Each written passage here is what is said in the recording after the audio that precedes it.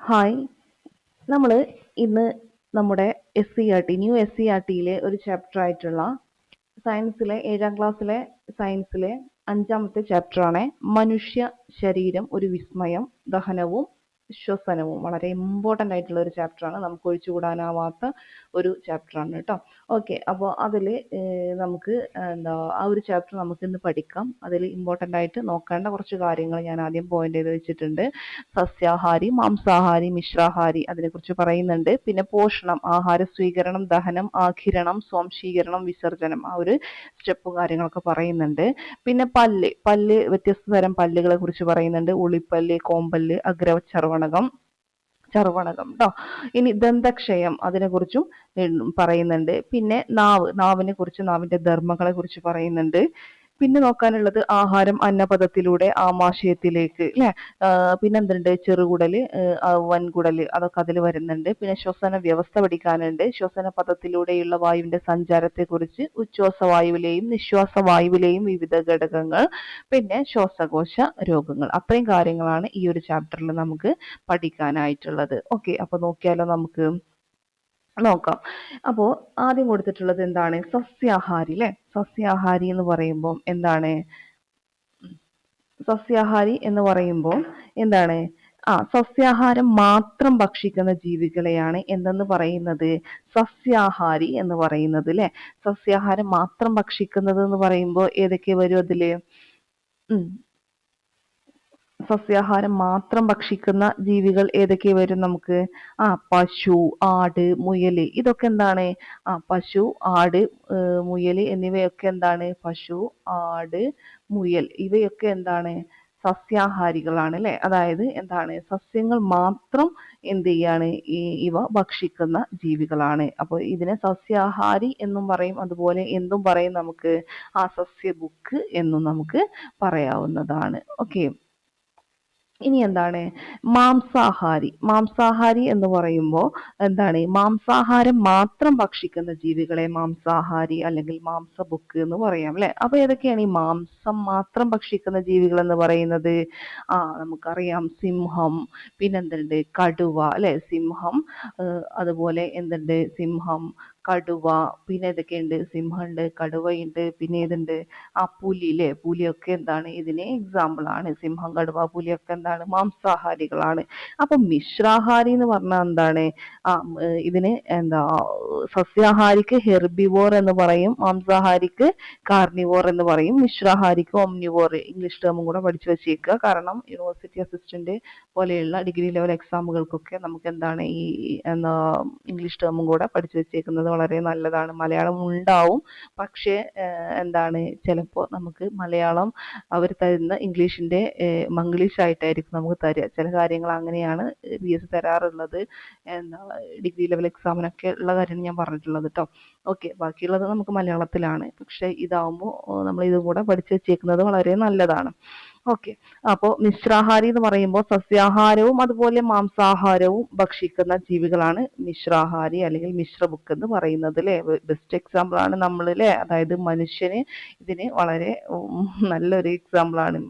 നമ്മൾ എന്ത് ചെയ്യും, സസ്യാഹാരവും കഴിക്കും, മാംസാഹാരവും കഴിക്കും. പിന്നെ ഏതൊക്കെയാണെന്നറിയോ, ജീവികളിൽ വരുന്നുണ്ട് ഈ പൂച്ച അല്ലെ. പൂച്ച വരുന്നുണ്ട്. പിന്നെ അതുപോലെ എന്താണ്, കരടിയൊക്കെ എന്ത് ചെയ്യുന്നുണ്ട്, രണ്ടും ഭക്ഷിക്കുന്നുണ്ട് കേട്ടോ. പൂച്ചയും കരടിയൊക്കെ സസ്യവും ഭക്ഷിക്കുന്നുണ്ട്, അതുപോലെ എന്താണ്, മാംസവും ഭക്ഷിക്കുന്നുണ്ട്. പിന്നെ പൂച്ച, കരടി, അതുപോലെ നായ, ഇതൊക്കെ ഇതിൽ വരുന്നുണ്ട് കേട്ടോ. ഓക്കെ, അപ്പൊ അത്രയും കാര്യങ്ങൾ മാത്രമേ ഉള്ളൂ നമുക്ക് ഈ ഒരു ടോപ്പിക്കിൽ പഠിക്കാനായിട്ടുള്ളൂ. സസ്യാഹാരി, മാംസാഹാരി, മിശ്രാഹാരി. സസ്യാഹാരി എന്ന് പറയുമ്പോൾ സസ്യാഹാരം മാത്രം ഭക്ഷിക്കുന്ന ജീവികളാണ്. എക്സാമ്പിൾ പശു, ആട്, മുയൽ. മാംസാഹാരി മാത്രം ഭക്ഷിക്കുന്ന ജീവികളാണ് മാംസാഹാരി അല്ലെങ്കിൽ മാംസബുക്ക്, സിംഹം, കടുവ, പുലി എക്സാമ്പിൾ ആണ്. മിശ്രാഹാരി മനുഷ്യന്, പൂച്ച, കരടി, നായ, ഇതൊക്കെ എന്താണ്, രണ്ടും ഭക്ഷിക്കും. അതായത് എന്താണ്, സസ്യവും ഭക്ഷിക്കും, മാംസവും ഭക്ഷിക്കും. ഓക്കെ, അപ്പോൾ ഈ ഒരു ടോപ്പിക്ക് ക്ലിയർ ആയി എന്ന് വിചാരിക്കുന്നു അല്ലെ. ഓക്കെ ആണല്ലോ ഈ ഒരു ടോപ്പിക്ക്. ഇനി ഇതിനെക്കുറിച്ച് സംശയങ്ങളൊന്നും ഇല്ലല്ലോ. അപ്പോൾ ഓക്കെ, അപ്പോൾ നമുക്ക് എന്ത് ചെയ്യാം, അടുത്ത ഒരു ടോപ്പിക്കിലേക്ക് പോകാം കേട്ടോ. ഓക്കെ, അപ്പോൾ പോഷണം എന്നുള്ളതാണ് അടുത്തൊരു ടോപ്പിക് എന്ന് പറയുന്നത്. നോക്കാം നമുക്ക് എന്താണ് അതിൽ പറയുന്നത്. പോഷണം എന്ന് പറയുമ്പോൾ ഉം. പോഷണം എന്ന് പറയുമ്പോൾ ജീവികൾ ആഹാരം സ്വീകരിക്കുകയും പ്രയോജനപ്പെടുത്തുകയും ചെയ്യുന്ന പ്രക്രിയയാണ് പോഷണം എന്ന് പറയുന്നത്. എന്താണ്? ജീവികൾ ആഹാരം സ്വീകരിക്കുക, അതുപോലെ പ്രയോജനപ്പെടുത്തുകയും ചെയ്യുന്ന പ്രക്രിയ, അതിനെയാണ് എന്തെന്ന് പറയുന്നത്? പോഷണം. ഈ പോഷണത്തിന് 5 ഘട്ടങ്ങളാണ് ഉള്ളത്. നമ്മൾ പറഞ്ഞു അല്ലേ? ഏതാണ്? 1 ആഹാര സ്വീകരണം, 2 ദഹനം, 3 ആഗിരണം, പിന്നെന്താണ്? ആഗിരണം. ഓക്കെ. ആഗിരണം, പിന്നെന്താണ്? സ്വാംശീകരണം, വിസർജനം. ഓക്കെ, ഇങ്ങനെ 5 ഘട്ടങ്ങളാണ് എന്തിനുള്ളത്? പോഷണത്തിനുള്ളത്. 1 ആഹാര സ്വീകരണം, 2 ദഹനം, പിന്നെ ആഗിരണം, സ്വാംശീകരണം, വിസർജനം. അപ്പോൾ നമുക്ക് ഡീറ്റെയിൽ ആയിട്ട് ചെറുതായിട്ട്, അധികമൊന്നും നമുക്ക് പഠിക്കാനില്ല, നോക്കാം നമുക്ക്. ആഹാര സ്വീകരണം എന്ന് പറയുന്നത് ഈ പോഷണ പ്രക്രിയയിലെ ഫസ്റ്റിലെ ആദ്യ ഘട്ടമാണ് എന്തെന്ന് പറയുന്നത്? ആഹാര സ്വീകരണം. നമ്മോട് ചിലപ്പോൾ എന്ത് ചെയ്യാൻ പറയും? ഇത് കറക്റ്റ് ഓർഡറിലാക്കാനൊക്കെ പറയാനുള്ള സാധ്യതയുണ്ട്. ഓക്കെ, അപ്പോൾ ആഹാര സ്വീകരണം ഫസ്റ്റ് ഘട്ടമാണ്. ആഹാരം ആദ്യം എത്തുന്നത് എവിടെയാണ്? നമ്മൾ ആഹാരം കഴിക്കുമ്പോൾ ആദ്യം എത്തുന്നത് എവിടെയാണ്? നമ്മുടെ വായിലാണ് അല്ലേ? വായിൽ വെച്ച് ആഹാരം എന്ത് ചെയ്യും? ഉമിനീരുമായിട്ട് കലരുകയും അതുപോലെ പല്ലിന്റെ സഹായത്താൽ അത് എന്ത് ചെയ്യും? കുഴമ്പ് പരുവത്തിലാക്കുകയും നമ്മൾ ചെയ്യും. ഓക്കെ, അപ്പോൾ അത് മനസ്സിലായല്ലോ. ആഹാര സ്വീകരണം കിട്ടിയല്ലോ, വായിൽ നടക്കുന്ന പ്രവർത്തനം. പിന്നെയാണ് ദഹനം. ദഹനത്തിൽ എന്താ പറയുന്നത്? സങ്കീർണമായ ആഹാര പദാർത്ഥങ്ങളെ ആഗിരണത്തിന് ഉതകുന്ന തരത്തിൽ ലഘുഘടകങ്ങളാക്കി മാറ്റുന്ന പ്രക്രിയ. ഇപ്പോൾ നമ്മൾ കഴിക്കുന്ന ഭക്ഷണം പല ഇതിലും ഉള്ളതായിരിക്കും അല്ലേ? എന്താണ്? വലുത് ചെറുതായിട്ടുള്ള പല പദാർത്ഥങ്ങൾ നമ്മൾ കഴിക്കുന്നുണ്ട്. അതിൽ എന്താണ്? ആഗിരണത്തിന്, അത് നമ്മുടെ ശരീരം ആഗിരണം ചെയ്യണം എന്നുണ്ടെങ്കിൽ അതെന്ത് ചെയ്യണം? അത് വളരെ ലഘുവായിട്ട് ചെറുതായിട്ട് മാറ്റണം അല്ലേ? ഇങ്ങനെ ആഹാര പദാർത്ഥങ്ങളെ ആഗിരണത്തിന് ഉതകുന്ന തരത്തിൽ ലഘുഘടകങ്ങളാക്കി മാറ്റുന്ന പ്രക്രിയയാണ് എന്തെന്ന് പറയുന്നത്? ദഹനം എന്ന് പറയുന്നത്. അത് രണ്ടാമത്തെ ഘട്ടമാണ്. ഇനി എന്താണ്? ആഗിരണം. മൂന്നാമത്തെ ഘട്ടമായിട്ടുള്ള ആഗിരണം എന്താണ്? ഇപ്പൊ എന്തായി? ഇത് ലഘു ഘടകമായി മാറി. ഇനി ഈ ദഹിച്ച ആഹാരം എന്ത് ചെയ്യണം? ശരീരം സ്വീകരിക്കണം അല്ലേ? ശരീരം എന്ത് ചെയ്യണം? സ്വീകരിക്കണം. അപ്പൊ സ്വീകരണം നടക്കുന്നതാണ് എന്തെന്ന് പറയുന്നത്? ആഗിരണം എന്ന് പറയുന്നത്. ഓക്കെ, അങ്ങനെയെങ്കിൽ എന്താണ് ഈ സ്വാംശീകരണം? നാലാമത്തെ ഘട്ടമായിട്ടുള്ള സ്വാംശീകരണം എന്ന് പറയുന്നത് എന്താണ്?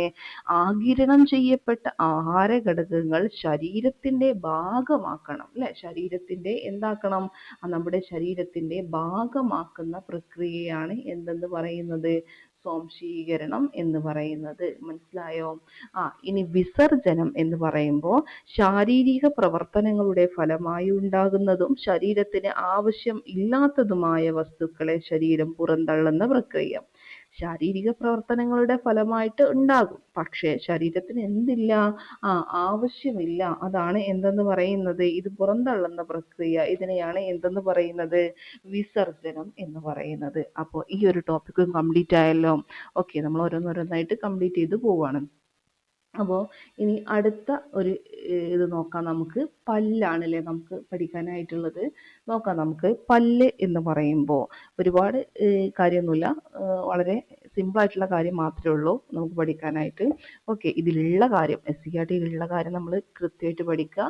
ഓക്കെ, ഇതിനപ്പുറമൊന്നും എന്ത് ചെയ്യാൻ എന്താ വലിയ വലിയ എക്സാമുകൾക്ക് നമ്മളിപ്പോൾ ഈ VFA അതുപോലെ എന്താ പറയുക, കമ്പനി ബോർഡ്, LGS അതുപോലെയുള്ള എക്സാമുകൾക്ക് നമുക്ക് എന്താണ് ഇത് തന്നെ ധാരാളമാണ്. പിന്നെ എക്സ്ട്രാ വന്നെങ്കിലേ ഉള്ളൂ. കാരണം എന്താണെന്ന് വെച്ചാൽ ഇതിപ്പോൾ ന്യൂ SCERT അധികം എക്സാമുകൾക്കൊന്നും എന്ത് ചെയ്തിട്ടില്ല, ചോദിച്ച് വന്നിട്ടില്ല. അപ്പോൾ ഇനി മിക്കവാറും ഇതിൽ നിന്നൊക്കെ ആയിരിക്കും ക്വസ്റ്റ്യൻ ഇടാനായിട്ടുള്ള സാധ്യത എന്ന് പറയുന്നത്. ഓക്കെ, ഈ അടുത്ത് കഴിഞ്ഞ എക്സാം ഒക്കെ നോക്കി നമുക്കറിയാം ഒരുപാട് ക്വസ്റ്റ്യൻസ് ന്യൂ SCERTയിൽ നിന്ന് വന്നിട്ടുണ്ട്. അപ്പോൾ നമ്മൾ റാങ്ക് ഫയൽ നോക്കണം. റാങ്ക് ഫയൽ നോക്കണ്ട എന്നല്ല, പക്ഷേ റാങ്ക് ഫയലിൽ ഒരുപാട് കാര്യങ്ങൾ നമുക്ക് എല്ലാം കൂടെ നമുക്ക് പഠിച്ചെടുക്കാനുള്ള കപ്പാസിറ്റി ഒന്നും എന്തായാലും നമ്മുടെ ബ്രെയിനിൽ ഉണ്ടാവില്ല.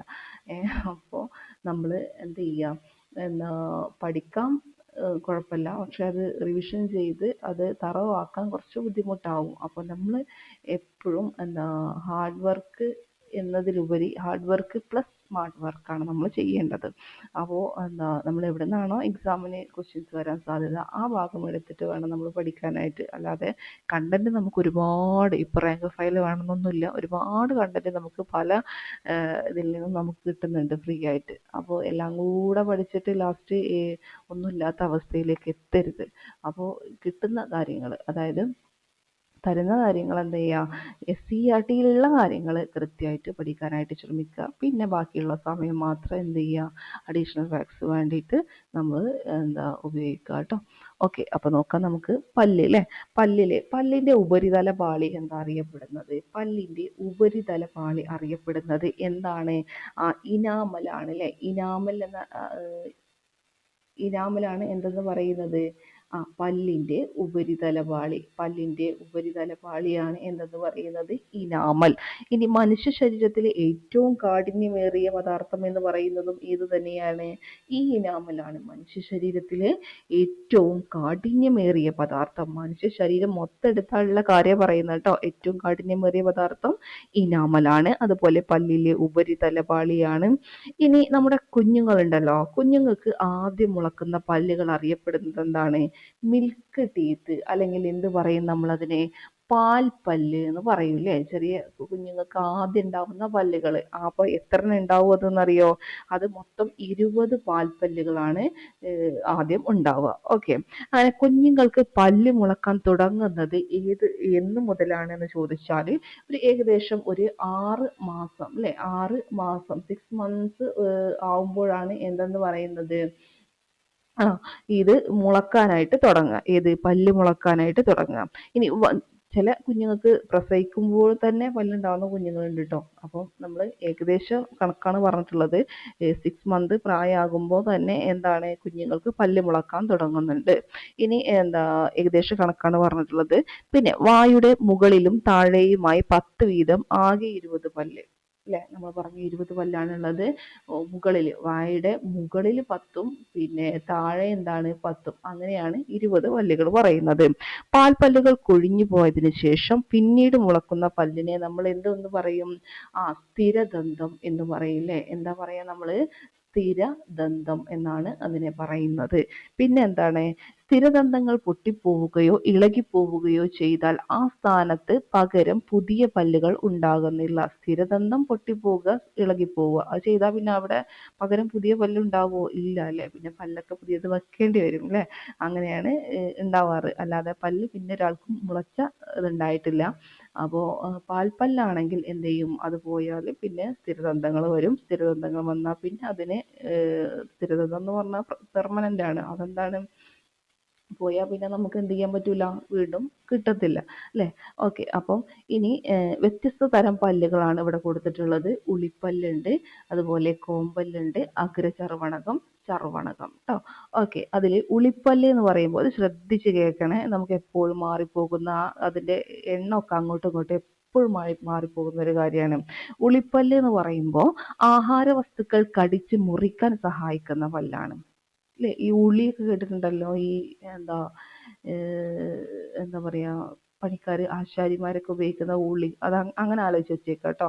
ആഹാര വസ്തുക്കൾ കടിച്ച് മുറിക്കാനാണല്ലോ, മുറിക്കാൻ സഹായിക്കുന്ന പല്ലാണ് ഉളിപ്പല്ല്. മുൻവശത്ത് ഈ ഉളിപ്പല്ല് എന്താണ്, മുൻവശത്ത് മുകളിലും താഴെയുമായിട്ട് നമ്മുടെ മുൻവശത്ത് കാണുന്ന 4 പല്ലുണ്ടല്ലോ, ഈ 4 പല്ല് എന്താണ്, മുകളിലും താഴെയുമായി 4 വീതം പല്ലുകൾ. ഓക്കെ, മുകളിലും താഴെയുമായിട്ട് എന്താണ്, 4 വീതം പല്ലുകൾ. 4 + 4 അപ്പം എത്രയായിരിക്കും? 8 എണ്ണം ഉണ്ടായിരിക്കും. ഓക്കെ, ഇനി എന്താണ് കോമ്പല്ല് എന്ന് പറയുമ്പോൾ കെനൈൻ ട്ടോ. ഇൻസിസർ ആണ് ഉളിപ്പല്ല്. ഓക്കെ, മാറിപ്പോവരുത്. ഇൻസിസർ ആണ് ഉളിപ്പല്ല്. കോമ്പല്ല് എന്ന് പറയുന്നത് കെനൈന്. ആഹാര വസ്തുക്കൾ കടിച്ച് കീറാൻ അല്ലേ, കോമ്പല്ല് ഫോർ കീറ. ഓക്കെ, അങ്ങനെ ആലോചിച്ച് വെക്കുക. ആഹാര വസ്തുക്കൾ കടിച്ച് കീറാൻ സഹായിക്കുന്ന പല്ലാണ് കോമ്പല്ല് എന്ന് പറയുന്നത്.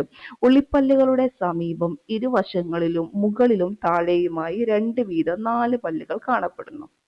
നമ്മൾ പറഞ്ഞ ഉളിപ്പല്ലിലെ മുകളിൽ 4 താഴെ 4, അതിൻ്റെ ഇരുവശങ്ങളിലും മുകളിലും താഴെയുമായിട്ട് ഈ 2 വീതം. ഓക്കെ, അപ്പോൾ എത്ര ഉണ്ടാവും? 2 എണ്ണം മുകളിലും 2 എണ്ണം താഴെയും. അപ്പോൾ എത്ര ഉണ്ടാവും? ടോട്ടൽ 4 എണ്ണം ഉണ്ടാവും. മനസ്സിലായോ? ഇനി അടുത്തത് അഗ്രചർവണകം അല്ലെങ്കിൽ പ്രീമോളാർ എന്ന് പറയും. ഓക്കെ. ആഹാരവസ്തുക്കൾ ചവച്ച് അരക്കാൻ സഹായിക്കുന്നു. അഗ്രചർവണകം ചവച്ചരക്കാൻ. അഗ്രത്തിലുള്ളത് ആലോചിച്ചേക്കുക. അപ്പൊ എന്ത് ചെയ്യാണ്? ചവച്ചരക്കാനാണ് അല്ലെ. കോമ്പല്ലിന് സമീപം ഇരുവശങ്ങളിലും. ആദ്യം ഒളിപ്പല്ല്, പിന്നെ കോമ്പല്ല്, ഇനി കോമ്പല്ലിന് സമീപം ഇരുവശങ്ങളിലും മുകളിലും താഴെയുമായിട്ട് 4 വീതം. അപ്പം അതും എന്താണ്? മുകളിൽ 4 താഴെ 4 ടോട്ടൽ എത്രയാവും അത്? അതും 8 വരുന്നത്. അപ്പൊ 8 4 8 കിട്ടി. ഇനി എന്താണ്? ചർവണകം ട്ടോ. ആഹാര വസ്തുക്കൾ ചവച്ചരക്കാൻ തന്നെയാണ് സഹായിക്കുക. ചർവണകം, അഗ്രചർവണകം ചവച്ചരക്കാനുള്ളതാണ്. മുകളിലും താഴെയുമായി 6 വീതം പല്ലുകൾ. ഓക്കെ. അപ്പൊ ചർവണകം എങ്ങനെയാ വരുന്നത്? മുകളിൽ 6, അതുപോലെ താഴെ 6. ടോട്ടൽ എത്രയായി? 12 ആയി അല്ലേ. ഓക്കെ. ടോട്ടല് 12 ആയി. ഓക്കെ. 12 ആയി ട്ടോ. ഇനി എന്താണ്? അപ്പൊ അത്രയും ഈ ഒരു സംഖ്യ പഠിച്ചു വെച്ചേക്കുക. 8 4 8 12. ഉളിപ്പല്ല്, കോമ്പല്ല്, അഗ്രചർവണകം, ചർവണകം. ഉളിപ്പല്ല് മുകളിൽ 4 എണ്ണം, താഴെ 4 എണ്ണം. അതിന്റെ 2 സൈഡിൽ ഈ 2 വീതം കോമ്പല്ല്. അപ്പൊ ടോട്ടൽ 4. അഗ്രചർവണകം അതിന്റെ കോമ്പല്ലിന്റെയും 2 സൈഡുകളിലായിട്ട് 4 എണ്ണം വീതം. അപ്പം 8. പിന്നെ ചർവണകം എന്താണ്? പിന്നെ വരുന്നത് സെറ്റിൽ വരുന്നത് ചർവണകം മുകളിൽ 6 താഴെ 6 ടോട്ടല് 12 കിട്ടിയല്ലോ. ഇനി അഗ്രചർവണകം, ചർവണകം എന്നീ വിഭാഗത്തിലുള്ള പല്ലുകളെ പൊതുവായി എന്തെന്ന് പറയും? നമുക്കറിയാം അണപ്പല്ല്. അണപ്പല്ല് എന്നറിയപ്പെടുന്നത് ഏതാണ്? ഈ അഗ്രചർവണകം, അതുപോലെ എന്താണ്? അഗ്രചർവണകം അതുപോലെ ചർവണകം രണ്ടും കൂടിയിട്ട് പൊതുവെ അണപ്പല്ല് എന്നാണ് പറയാം. പ്രായപൂർത്തിയായ ഒരാളുടെ പല്ലുകളുടെ എണ്ണം എത്രയാണ്? പ്രായപൂർത്തിയായിട്ടുള്ള ഒരാൾ, കുഞ്ഞുങ്ങളുടെ കാര്യം നമ്മൾ പറഞ്ഞു, പാൽപ്പല്ലിന്റെ കാര്യം പറഞ്ഞു 20. ഇനി പ്രായപൂർത്തിയായിട്ടുള്ള ഒരാളാണെങ്കിൽ എത്ര ഉണ്ടാവും? 32 പല്ലുകളാണ് ഉണ്ടായിരിക്കുക. പ്രായപൂർത്തിയായ ശേഷം മുളക്കുന്ന 4 സ്ഥിരദന്തങ്ങൾ അറിയപ്പെടുന്നതാണ് വിവേകദന്തം. അപ്പൊ വിസ്ഡം ടീത്ത് എന്നറിയപ്പെടുന്ന, അല്ലെങ്കിൽ വിവേകദന്തങ്ങൾ എന്നറിയപ്പെടുന്നത് എന്താന്ന് ചോദിച്ചാൽ, നമുക്ക് പ്രായപൂർത്തിയായ ശേഷം മുളക്കുന്ന, പിന്നെ നമുക്ക് മുളക്കുമല്ലോ, 4 സ്ഥിരദന്തങ്ങൾ, അതിനെ എന്തെന്ന് പറയും? 4 സ്ഥിരദന്തങ്ങളാണ് എന്തെന്ന് പറയുന്നത്? വിസ്ഡം ടീത്ത്, അല്ലെങ്കിൽ എന്തെന്ന് പറയും നമ്മൾ അതിനെ? വിവേക ദന്തങ്ങൾ എന്ന് പറയും. എന്താ പറയുക? വിവേക ദന്തങ്ങൾ എന്ന് പറയുന്നു. ഓക്കെ ആണല്ലോ. ഇനി മാംസാഹാരികളുടെ വികാസം പ്രാപിച്ച കോമ്പല്ലുകൾ മാംസം കടിച്ചു കീറാൻ സഹായിക്കുന്നു. കോമ്പല്ല് കടിച്ചു കീറാനാണ് അല്ലെ. സസ്യാഹാരികളിൽ ആഹാരം കടിച്ചു മുറിക്കാൻ ഉളിപ്പല്ലുകളും ആഹാരം ചവച്ചരക്കാൻ അണപ്പല്ലുകളും സഹായിക്കുന്നു. ഓക്കെ. മാംസാഹാരികളുടെ കാര്യത്തിൽ ഈ കോമ്പല്ലുകൾ എന്താണ്? മാംസം കടിച്ചു കീറാനൊക്കെ സഹായിക്കുന്നുണ്ട്. ഇനി സസ്യാഹാരികളിൽ എന്തൊക്കെയാ ആവശ്യം? കടിച്ചു മുറിക്കാനാണ് ആവശ്യം വരിക. അപ്പൊ ഉളിപ്പല്ല്, അതുപോലെ ആഹാരം ചവച്ചരക്കാൻ അണപ്പല്ലും സഹായിക്കുന്നു. മനസ്സിലായോ? ഇത്രയും കാര്യം മനസ്സിലായല്ലോ. ഇനി ദന്തക്ഷയം നോക്കാം നമുക്ക്. ദന്തക്ഷയം എന്ന് പറയുന്നത് എന്താണ്? പല്ലുകൾക്കിടയിൽ പറ്റിപ്പിടിച്ചിരിക്കുന്ന ആഹാര അവശിഷ്ടങ്ങൾ ബാക്ടീരിയകൾ പോഷണം നടത്തുന്നതിന്റെ ഫലമായി ഉണ്ടാകുന്ന വീര്യം കുറഞ്ഞ ആസിഡാണ് ലാക്റ്റിക്. പല്ലുകൾക്കിടയിൽ പറ്റിപ്പിടിച്ചിരിക്കുന്ന ആഹാര അവശിഷ്ടങ്ങൾ എന്താണ്? ബാക്ടീരിയകൾ പോഷണം നടത്തുന്നതിന്റെ ഫലമായിട്ടുണ്ടാകുന്ന വീര്യം കുറഞ്ഞ ആസിഡാണ് എന്തെന്ന് പറയുന്നത്? ഈ ലാക്റ്റിക് ആസിഡ് എന്ന് പറയുന്നത്. ഓക്കെ. അപ്പൊ ആ ലാക്റ്റിക് ആസിഡ് എന്ത് ചെയ്യാം? ഓർത്ത് വെച്ചേക്കുക. ലാക്റ്റിക് ആസിഡ്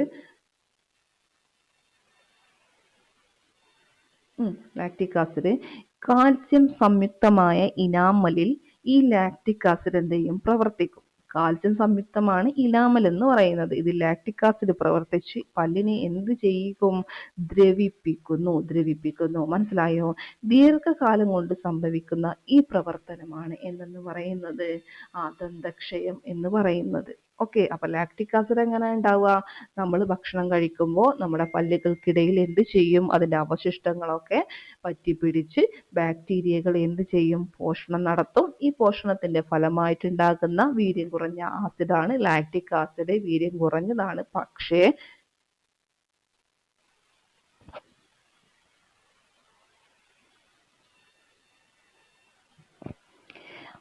ഇത് പിന്നെന്ത് ചെയ്യും?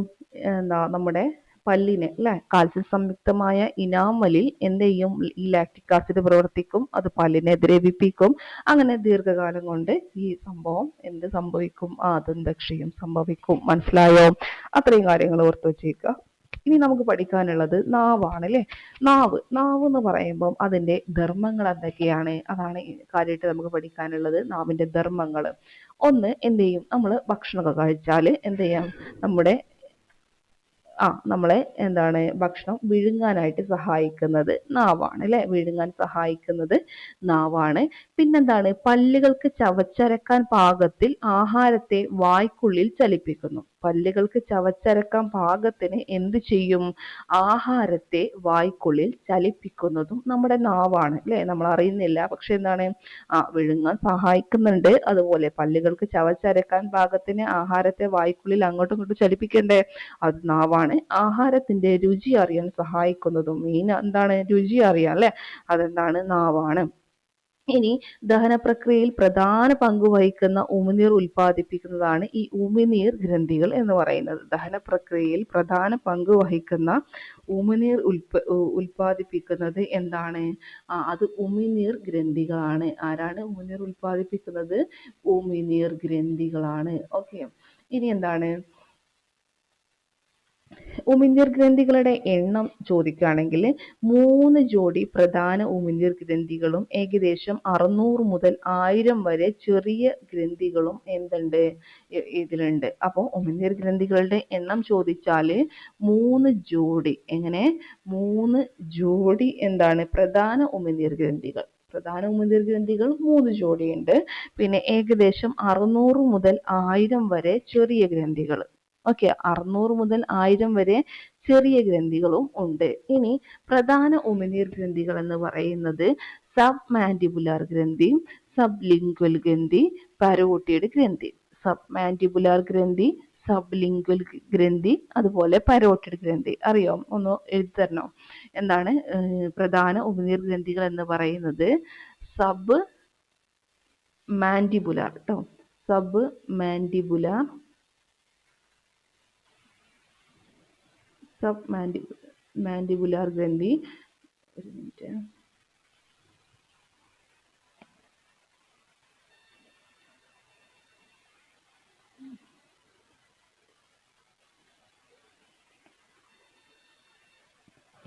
ഓക്കെ. അപ്പോൾ സബ് മാൻഡിബുലാർ ഗ്രന്ഥി, സബ് ലിംഗ്വൽ ഗ്രന്ഥി, പരോട്ടിഡ് ഗ്രന്ഥി, ഇതാണ് പ്രധാന ഉമിനീർ ഗ്രന്ഥികൾ. സബ് മാൻഡിബുലാർ ഗ്രന്ഥി പറഞ്ഞ, സബ് ലിംഗ്വൽ ഗ്രന്ഥി, പരോട്ടിഡ് ഗ്രന്ഥി.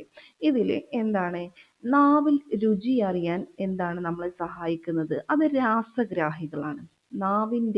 നാവിൽ നമുക്ക് രുചി അറിയാൻ സഹായിക്കുന്ന ഗ്രാഹികൾ എന്ന് പറയുന്നത് കീമോ റിസപ്റ്റേഴ്സ് എന്ന് പറയും, അല്ലെങ്കിൽ എന്ന് പറയും രാസഗ്രാഹികൾ. എന്താണ്, രാസഗ്രാഹികളാണ് നാവിൽ രുചി അറിയാൻ നമ്മളെ സഹായിക്കുന്നത്.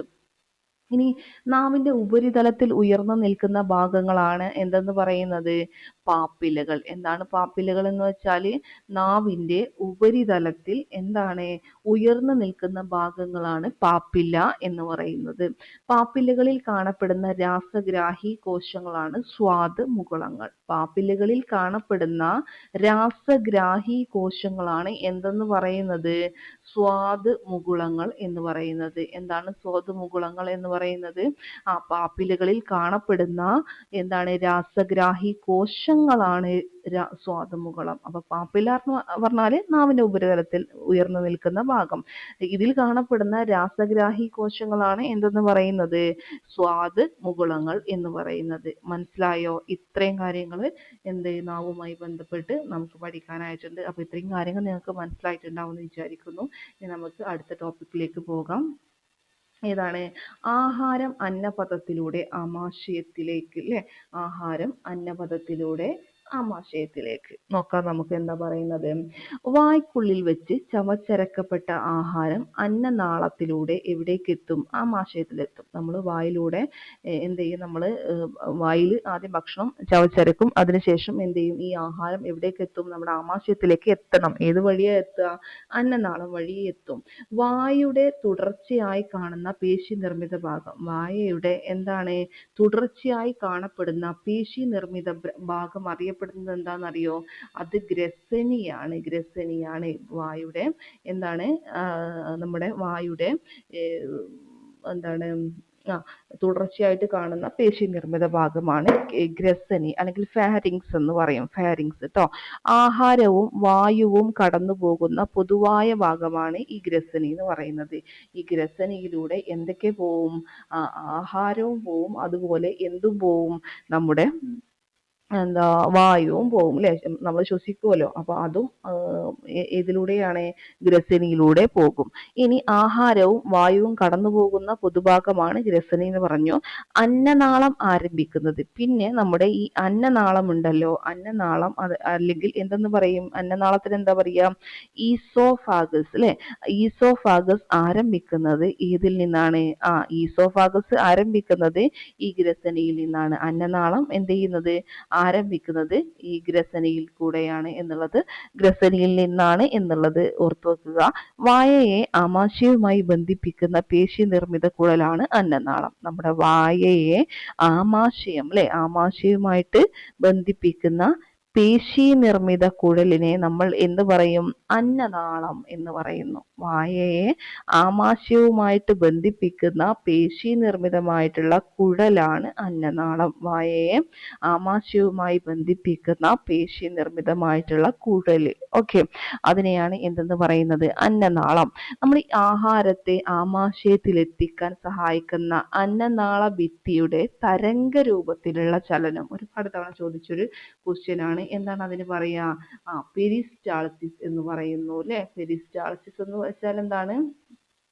പെരിസ്റ്റാൾസിസ് എന്ന് പറയുമ്പോൾ ആഹാരത്തെ ആമാശയത്തിൽ എത്തിക്കാൻ സഹായിക്കുന്ന അന്നനാള ഭിത്തിയുടെ തരംഗ രൂപത്തിലുള്ള ചലനമാണ് എന്തെന്ന് പറയുന്നത്? പെരിസ്റ്റാൾസിസ് എന്ന് പറയുന്നത്.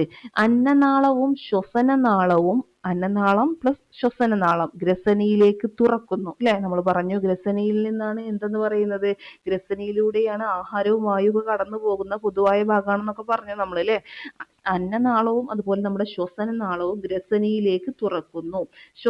ശ്വാസനാളത്തിലേക്കുള്ള വിടവിനെ എന്താ പറയാ? അതിനെ ക്ലോമം എന്നാ പറയാ. നമ്മുടെ ശ്വാസനാളത്തിലേക്കുള്ള വിടവ്, അതിനെ ക്ലോമം എന്ന് പറയുന്നു. ക്ലോമം ട്ടോ.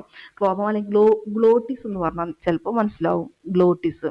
ആഹാര പദാർത്ഥങ്ങൾ നമ്മൾ വിഴുങ്ങുമ്പോൾ ക്ലോമത്തിലേക്ക് പ്രവേശിച്ചാൽ പറ്റുമോ? ഇല്ലല്ലേ. ശ്വാസനാളത്തിലേക്കുള്ള വിടവാണ് ക്ലോമം എന്ന് പറഞ്ഞു. അപ്പൊ നമ്മൾ ഈ ആഹാരം കഴിക്കുമ്പോൾ, അത് വിഴുങ്ങുമ്പോൾ ക്ലോമത്തിലേക്ക് പ്രവേശിക്കാതെ തടയുന്ന തരുണാസ്ഥി നിർമ്മിതമായ അടപ്പിനെ എന്ത് പറയും നമ്മള്? ക്ലോമ പിതാനം എന്ന് പറയും ട്ടോ. എപ്പിഗ്ലോട്ടിസ് അല്ലെങ്കിൽ ക്ലോമ പിതാനം എന്ന് പറയുന്നു. എപ്പിഗ്ലോട്ടിസ് എന്ന് പറയുന്നു. അതായത് എന്താ, ഒന്നുകൂടെ പറയാം. ആഹാരം വിഴുങ്ങുമ്പോൾ ക്ലോമത്തിലേക്ക് പ്രവേശിക്കാതെ തടയുന്ന തരുണാസ്ഥി നിർമ്മിതമായ അടപ്പിനെയാണ് ക്ലോമപിതാനം എന്ന് പറയുന്നത്. ഇനി ഉദരാശയത്തിന് ഇരുവശത്തുമായിട്ട്, നമ്മുടെ ഉദരാശയത്തിന് ഇടതുവശത്തായിട്ട് സ്ഥിതി ചെയ്യുന്ന പേശി നിർമ്മിതമായ അവയവമാണ് ആമാശയം എന്ന് പറയുന്നത്. ഉദരാശയം എടുത്താൽ എന്താണ്? ആമാശയം എന്ന് പറയുന്നത് എവിടെയാണ്? നമ്മുടെ എന്താണ്? ഉദരാശയത്തിന് ഇടതുവശത്താണ് എന്തെന്ന് പറയുന്നത്? നമ്മുടെ ആമാശയം അല്ലെങ്കിൽ എന്ത് പറയുന്നത്?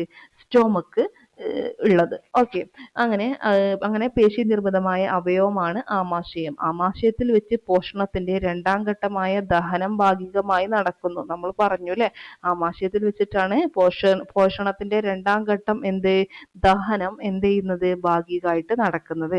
ആഹാരം പദാർത്ഥങ്ങൾ 4 മുതൽ 5 മണിക്കൂർ വരെയൊക്കെ നമ്മുടെ ആമാശയത്തിൽ നിലനിൽക്കും എന്നുള്ളത് ഓർത്തു വെക്കുക കേട്ടോ. നമ്മൾ ഭക്ഷണം കഴിച്ചാൽ ഒരു 4-5 മണിക്കൂറൊക്കെ നമ്മുടെ ആമാശയത്തിൽ ഭക്ഷണം നിൽക്കും.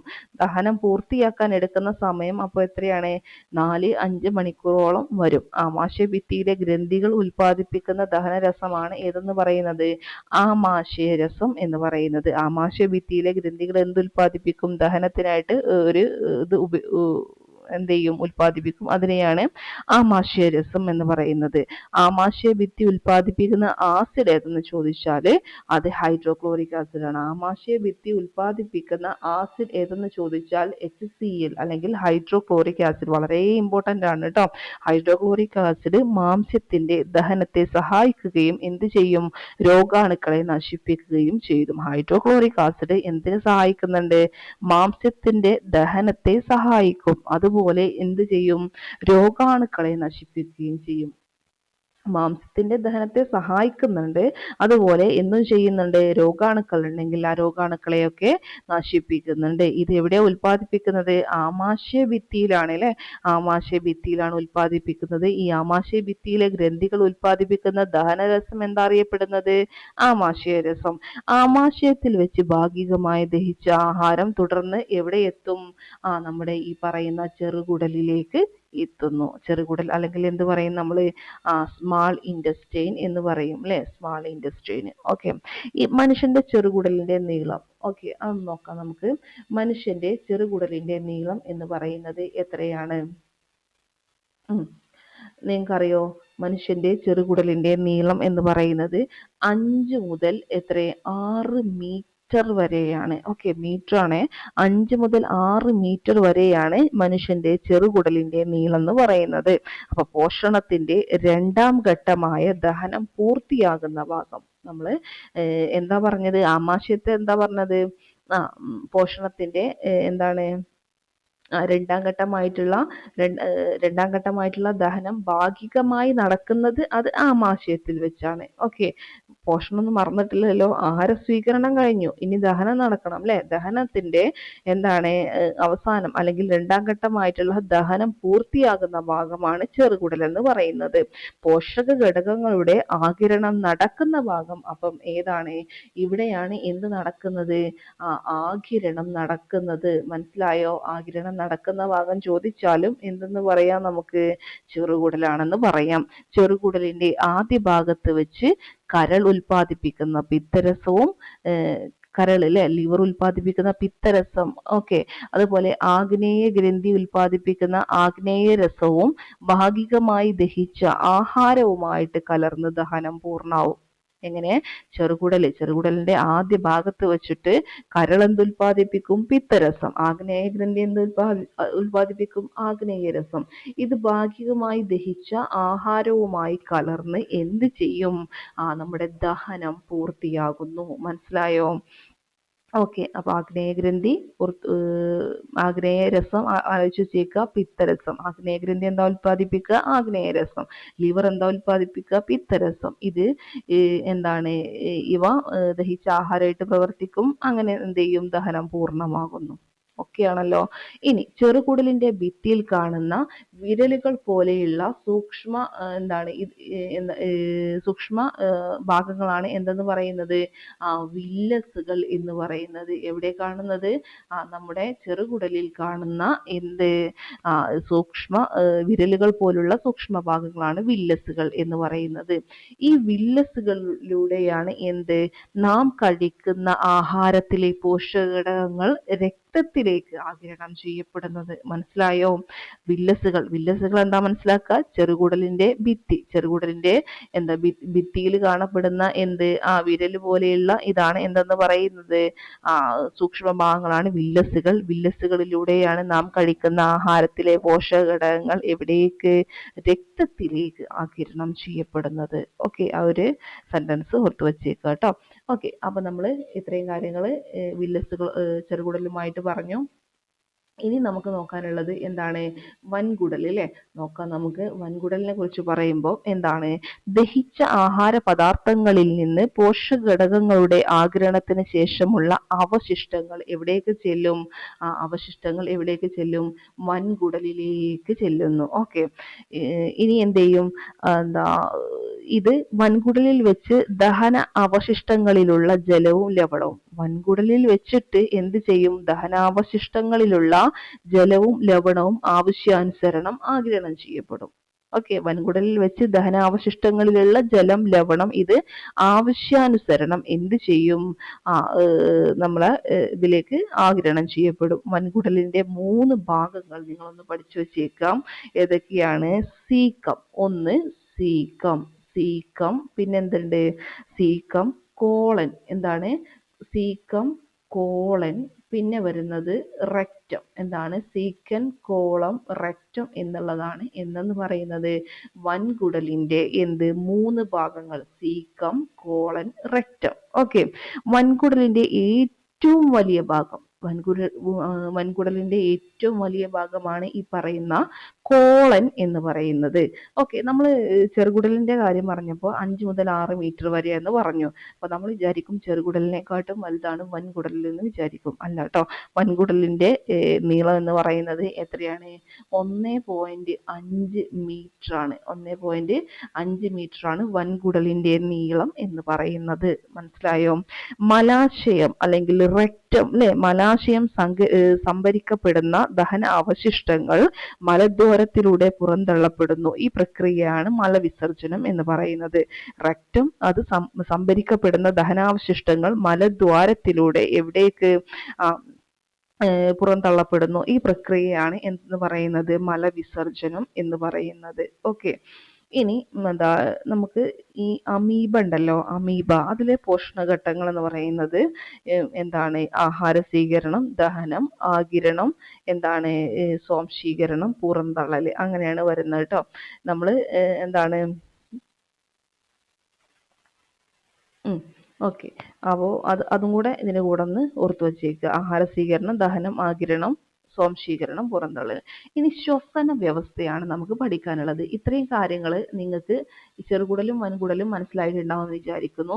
ഇനി നമുക്ക് പഠിക്കാനുള്ളത് ശ്വസന വ്യവസ്ഥയാണ്. ഓക്കെ, ഇതും എന്താണ്, നമുക്ക് സിമ്പിളായിട്ട് പഠിക്കാം. അന്തരീക്ഷ വായുവിലെ ഓക്സിജനെ സ്വീകരിച്ചുകൊണ്ട് കോശത്തിലെ കാർബൺ ഡൈ ഓക്സൈഡിനെ പുറന്തള്ളുന്ന പ്രക്രിയയാണ് ശ്വസനം അല്ലെങ്കിൽ ശ്വാസോച്ഛ്വാസം എന്നൊക്കെ പറയുന്നത്. അന്തരീക്ഷ വായുവിൽ എന്തുണ്ടാവും? ഓക്സിജൻ ഉണ്ടാവും. ഈ ഓക്സിജനെ നമ്മൾ എന്ത് ചെയ്യും? സ്വീകരിക്കും. അങ്ങനെ കോശത്തിലെ കാർബൺ ഡൈ ഓക്സൈഡ് എന്ത് ചെയ്യും? പുറന്തള്ളപ്പെടും. ഈ പ്രക്രിയയാണ് എന്തെന്ന് പറയുന്നത്? ശ്വസനം അല്ലെങ്കിൽ ശ്വാസോച്ഛ്വാസം എന്ന് പറയുന്നത്.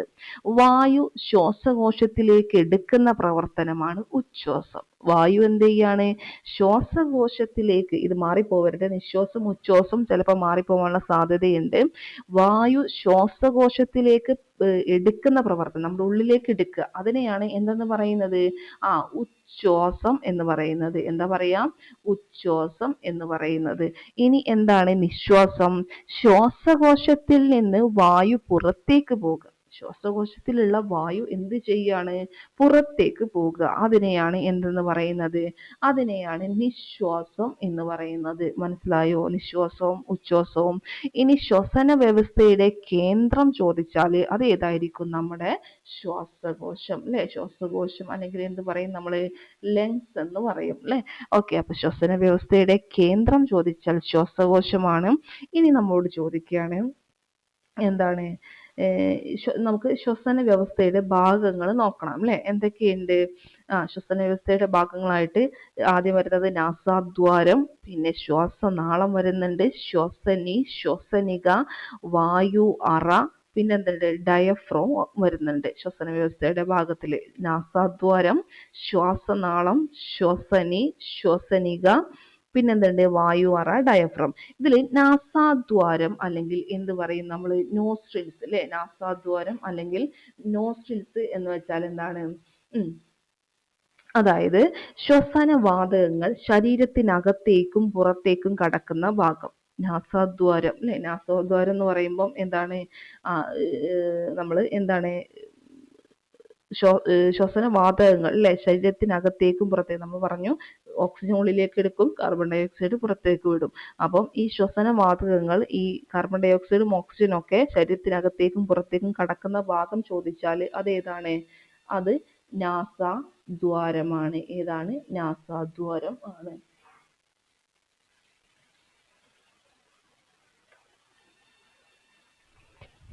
ഓക്കെ, പിന്നെ നാസാദ്വാരത്തെയും ഗ്രസനിയെയും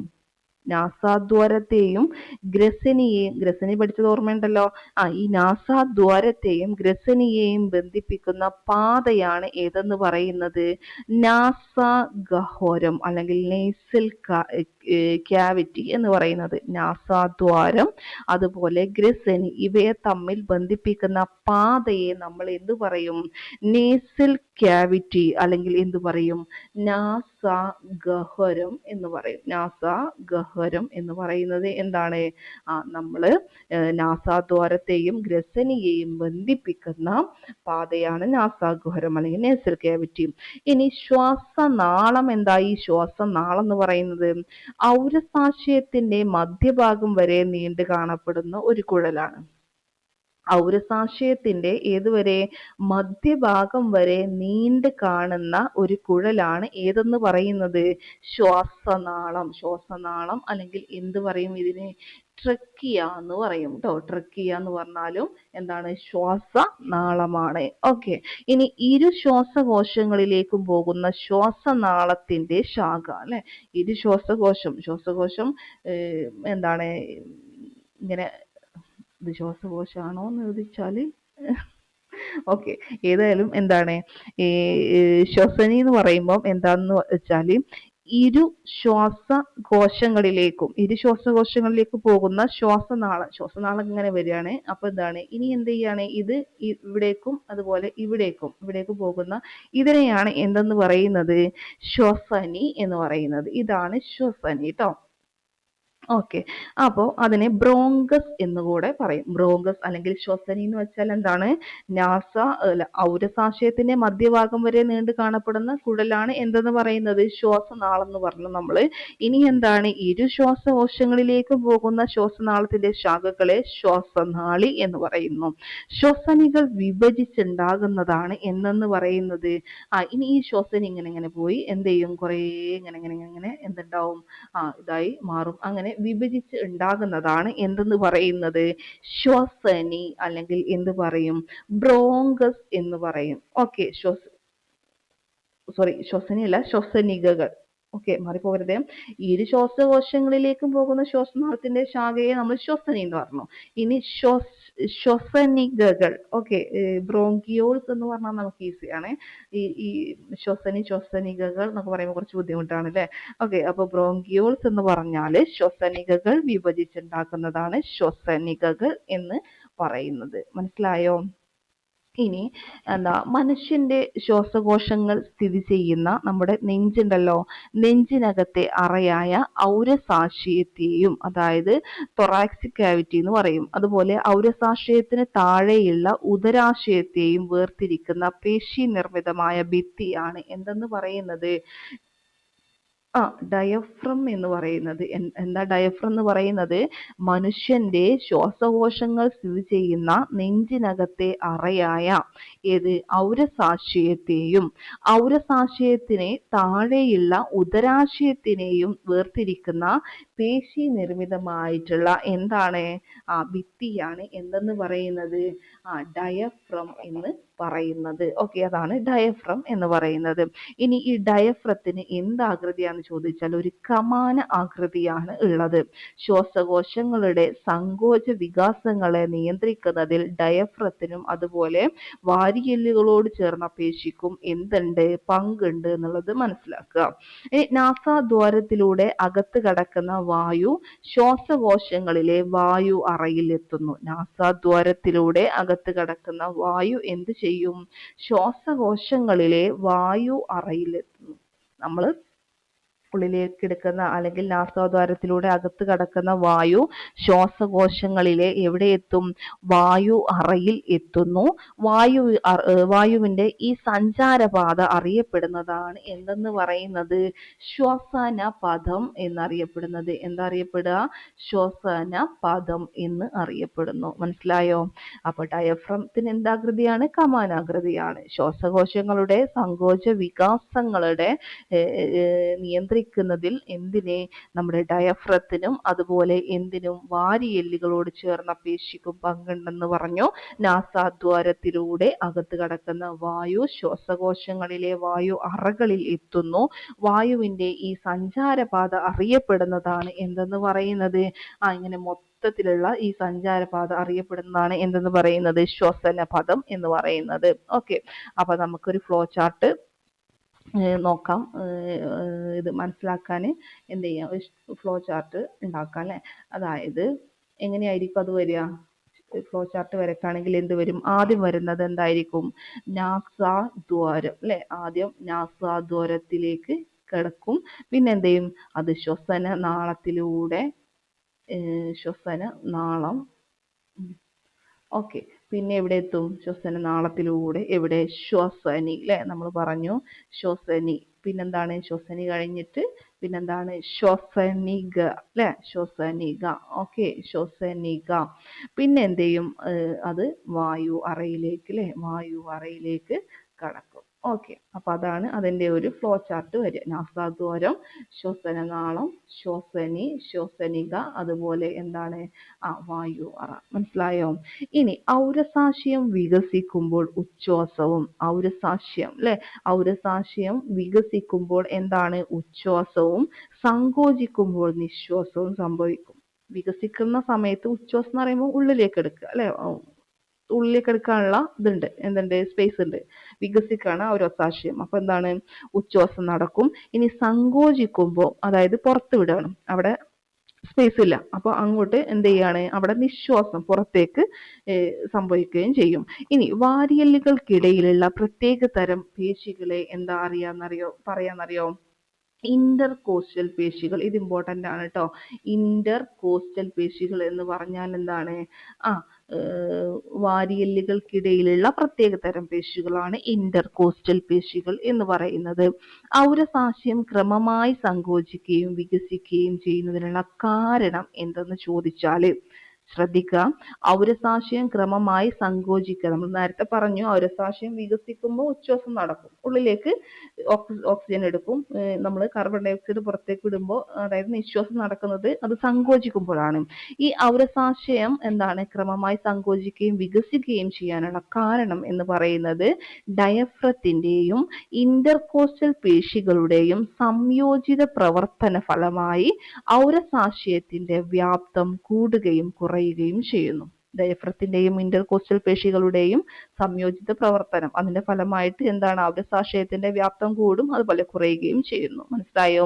ഈ ഇന്റർകോസ്റ്റൽ പേശികൾ സങ്കോചിക്കുന്നത് മൂലം എന്ത് ചെയ്യും, വാരിയെല്ലുകൾ ഉയരും. ഇന്റർകോസ്റ്റൽ പേശികൾ എന്ത് ചെയ്യാണ്, സങ്കോചിക്കുമ്പോൾ വാരിയെല്ല് എന്ത് ചെയ്യും, ഉയരും. വാരിയെല്ലിന് ഇടയിലുള്ള പ്രത്യേക പേശിയാണ് ഇന്റർകോസ്റ്റൽ പേശി എന്ന് പറഞ്ഞു. ഇന്റർകോസ്റ്റൽ പേശികൾ സങ്കോചിക്കുന്നത് മൂലം വാരിയെല്ലുകൾ ഉയരും. ഉച്ഛ്വാസത്തിന്റെ ഫലമായി അന്തരീക്ഷ വായു ശ്വാസകോശത്തിന്റെ അറകളിൽ എത്തുന്നു. ശ്വസനവാതകങ്ങളായ ഓക്സിജന്റെയും കാർബൺ ഡൈ ഓക്സൈഡിന്റെയും വിനിമയം നടക്കുന്നത് ഈ വായു അറകളിൽ വെച്ചിട്ടാണ്. ഓക്കെ, ശ്വസനവാതകങ്ങളായ ഓക്സിജന്റെയും കാർബൺ ഡൈ ഓക്സൈഡിന്റെയും വിനിമയം നടക്കുന്നത് വായു അറകളിലൂടെയാണ്. ശ്വാസകോശത്തിലെ ശ്വസന പ്രതലത്തിന്റെ വിസ്തീർണം വർദ്ധിപ്പിക്കുന്നത് എന്താണ്, ഈ വായു അറകളാണ് അല്ലെ. അപ്പൊ വായു അറകളുടെ ഇമ്പോർട്ടൻസ് മനസ്സിലായല്ലോ. വായു അറ എന്ന് പറയുമ്പോൾ എന്താണ്, ശ്വാസകോശത്തിലെ ശ്വസന പ്രതലത്തിന്റെ വിസ്തീർണം വർദ്ധിപ്പിക്കുന്നത് വായു അറയാണ്. ഓക്കെ, അപ്പോൾ നമുക്ക് എന്ത് ചെയ്യാം, ശ്വസന പദത്തിലൂടെയുള്ള വായുവിന്റെ സഞ്ചാരം അല്ലെ, അതൊന്ന് നമുക്ക് എന്ത് ചെയ്യാം, ഒന്ന് പറഞ്ഞു നോക്കാം. എന്താണ്, ഉച്ഛ്വാസം നടക്കുകയാണ്. ഉച്ഛ്വാസം എന്ന് പറയുമ്പോൾ എന്ത് ചെയ്യും, വായു ഉള്ളിലേക്ക് എടുക്കുകയാണ് അല്ലെ. അപ്പോ ഡയഫ്രം എന്താണ്,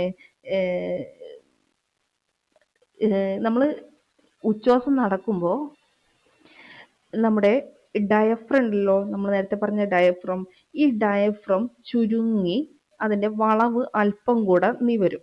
ഓക്കെ, ഒരു കമാനാകൃതിയാണെന്ന് നമ്മൾ പറഞ്ഞു. അപ്പൊ അത് ചുരുങ്ങും, അങ്ങനെ വളവ് അല്പം നിവരുന്നു. പിന്നെ എന്ത് ചെയ്യും, അത് എന്ത് ചെയ്യും, വാരിയെല്ലിൻ കൂട് ഉയരും. അപ്പൊ എന്ത് ചെയ്യും, നമ്മുടെ വാരിയെല്ല് എന്ത് ചെയ്യും, അത് ഉയരും.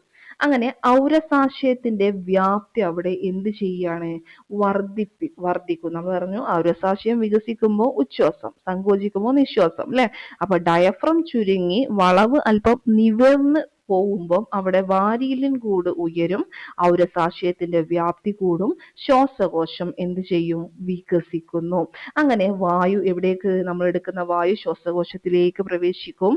പിന്നെ എന്ത് ചെയ്യും, പിന്നെ ഡയഫ്രം പൂർവ്വസ്ഥിതിയിലാകുന്നു. അതായത് അവിടെ എന്ത് ചെയ്യും, നേരെ ഓപ്പോസിറ്റ്, വാരിയെല്ലിൻ കൂടൊക്കെ ഉയർന്നിരുന്നു, അതെന്ത് ചെയ്യും, താഴും. പിന്നെന്ത് ചെയ്യും, ഔരസാശയത്തിന്റെ വ്യാപ്തി എന്ത് ചെയ്യാണ്, അവിടെ കുറയുകയാണ്. അതുപോലെ ശ്വാസകോശം ചുരുങ്ങുന്നു, ശ്വാസകോശത്തിൽ ഉച്ഛ്വാസത്തിൽ നിന്ന് വായു എന്ത് ചെയ്യും? പുറത്തേക്ക് പോകും, അതായത് നിശ്വാസം നടക്കും. ഉച്ഛ്വാസം എന്ന് പറയുമ്പോൾ ഡയഫ്രം ചുരുങ്ങി വളവ് അല്പം നിവർന്ന് വാരിയലിൻ കൂട് ആദ്യം ഉയരും, ഔരസാശയ വ്യാപ്തി വർദ്ധിക്കും, ശ്വാസകോശം വികസിക്കും, വായു ശ്വാസകോശത്തിലേക്ക് പ്രവേശിക്കും. ഇത് പിന്നെന്ത് ചെയ്യും? പിന്നെ അത് വീണ്ടും എന്ത് നടക്കും? ഡയഫ്രം പൂർവ്വസ്ഥിതിയിലാകും, വാരിയലിൻ കൂട് താഴും, ഔരസാശയത്തിന്റെ വ്യാപ്തി കുറയുന്നു, ശ്വാസകോശം ചുരുങ്ങുന്നു. ശ്വാസകോശത്തിൽ നിന്ന് വായു എന്ത് ചെയ്യും? പുറത്തേക്ക് പോകുന്നു. മനസ്സിലായോ? ഓക്കെ. ഇനി നമുക്ക് നോക്കാനുള്ളത് ഉച്ഛ്വാസവായുവിലെയും അതുപോലെ നിശ്വാസവായുവിലെയും വിവിധ ഘടകങ്ങളാണ് നമുക്ക് പഠിക്കാനുള്ളത്. ഉച്ഛ്വാസവായുവിലെയും നിശ്വാസവായുവിലെയും വിവിധ ഘടകങ്ങൾ അത് നമുക്ക് നോക്കാം. ഉച്ഛ്വാസവായുവില് ഓക്സിജൻ എത്രയായിരിക്കും? നമ്മൾ വായു ഉള്ളിലേക്ക് എടുക്കുമ്പോൾ എന്തൊക്കെ ഉണ്ടാവും എന്നറിയോ? ഓക്സിജൻ ആയിരിക്കും നമ്മൾ എന്ത് ചെയ്യുക? നമുക്ക് കാര്യമായിട്ട് ഉള്ളിലേക്ക് എടുക്കേണ്ടത് അല്ലെ?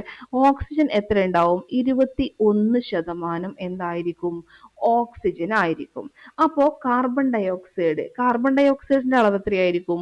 0.04% എന്തായിരിക്കും? Carbon dioxide. ഓക്കെ. പിന്നെന്താണ്? നൈട്രജൻ അല്ലെ? നൈട്രജന്റെ കാര്യം പറയുമ്പോൾ എത്രയാണ് അവിടെ വരുന്നത്? 78% എന്താണ് നമുക്ക് അവിടെ നൈട്രജൻ വരുന്നുണ്ട്. ഓക്കെ. ഇനി എന്താണ്?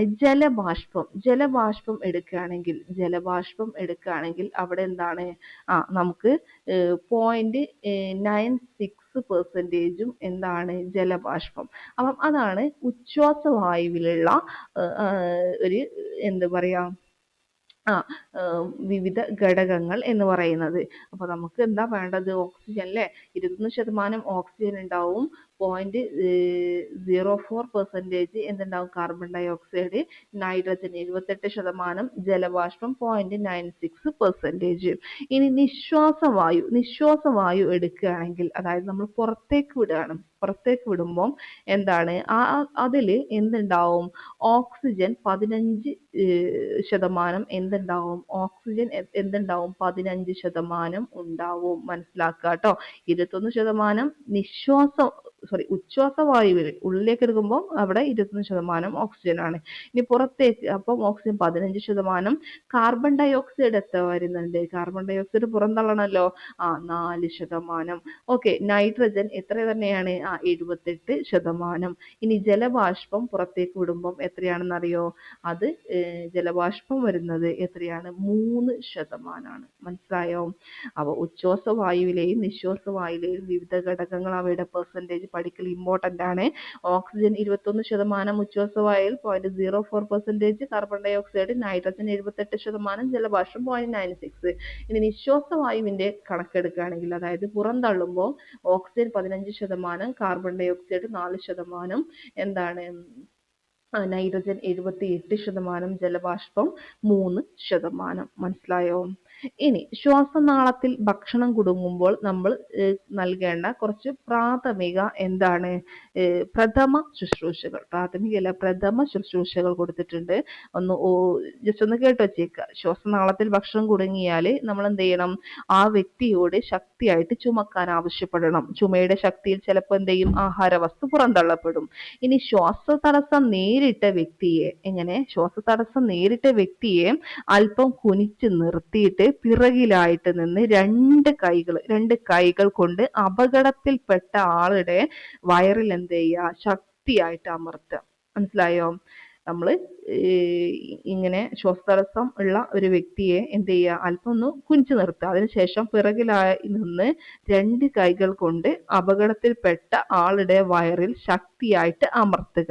ആവശ്യമെങ്കിൽ ഏതാനും തവണ ഇത് ആവർത്തിക്കാൻ പറ്റുന്നതാണ്. ചെറിയ കുട്ടിയാണെങ്കിൽ എന്ത് ചെയ്യണം? നമ്മൾ കമിഴ്ത്തി പിടിച്ച് തോളലുകൾക്കിടയിലായി ശക്തിയായിട്ട് തട്ടിക്കൊടുക്കണം. ആവശ്യമെങ്കിൽ എന്ത് ചെയ്യണം? നമ്മൾ ഡോക്ടറെ എടുത്തിട്ട് അല്ലെങ്കിൽ വൈദ്യസഹായം ലഭ്യമാക്കണം. മനസ്സിലായോ?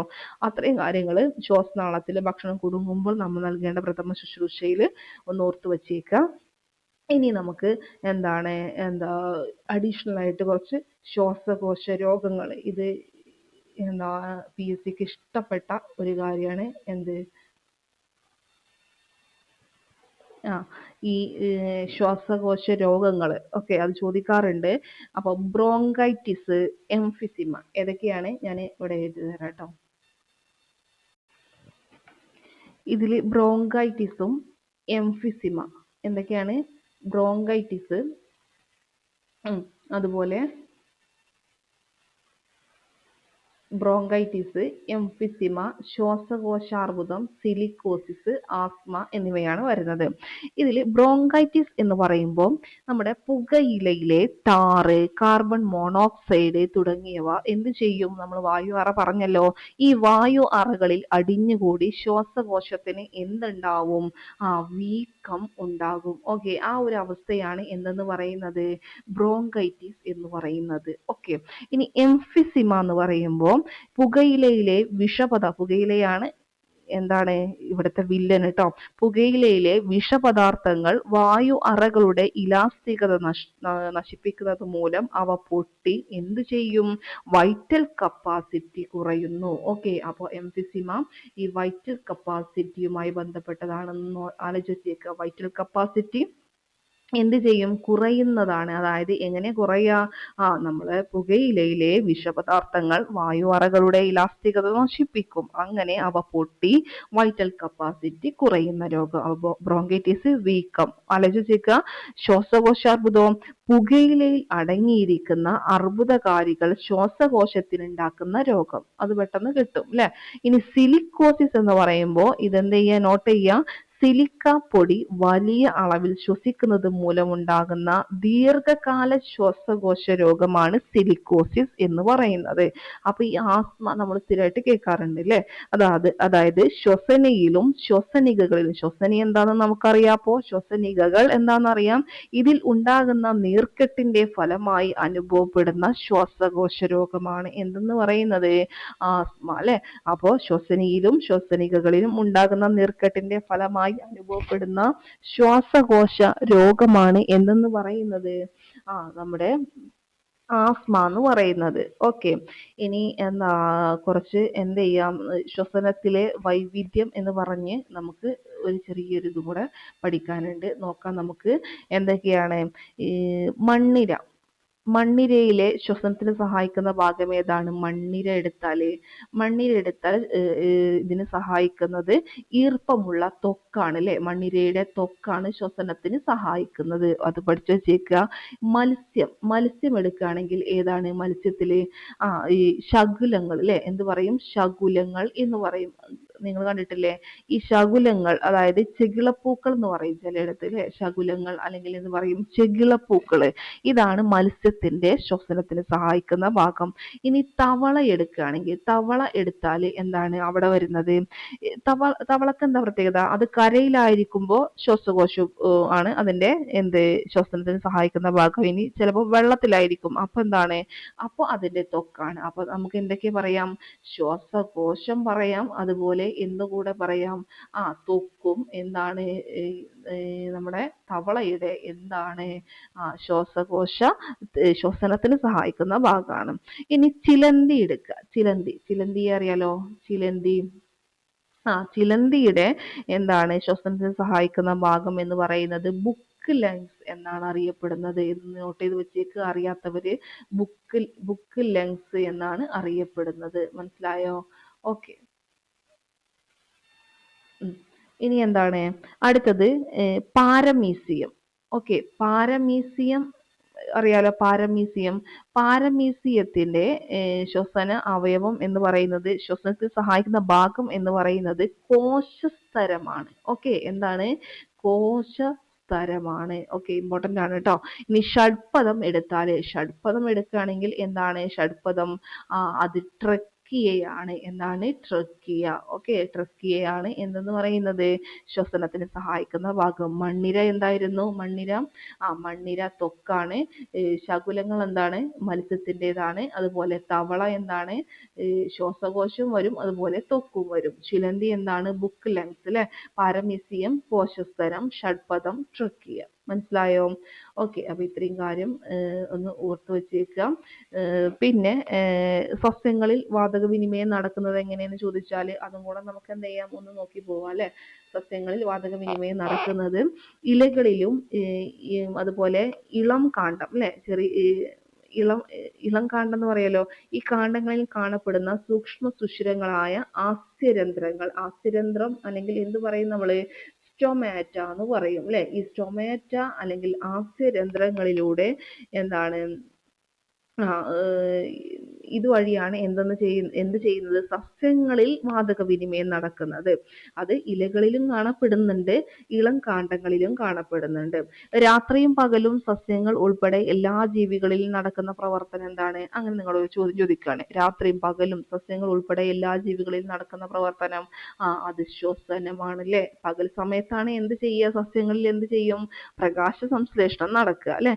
സസ്യങ്ങളും ജന്തുക്കളും ശ്വസിക്കുമ്പോൾ സ്വീകരിക്കുന്ന വാതകം, സസ്യങ്ങളായാലും ജന്തുക്കളായാലും ഒക്കെ സ്വീകരിക്കുന്ന വാതകം ഏതാണ്?